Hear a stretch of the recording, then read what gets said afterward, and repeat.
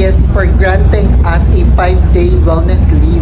Nakakaloka dito guys. As in, parang, you know, at night, parang na-activate yung fear mo sa vastness of the sea.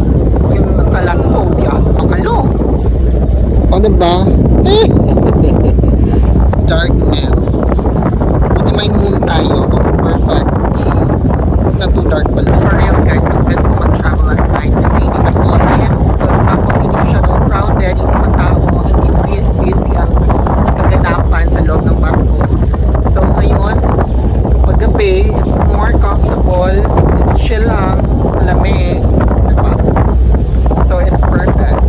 Guys, kita nyo yan, that is Verac. Super bright at night na ng Verac, diba? Nakaka-city feels na sa Verac, in fairness.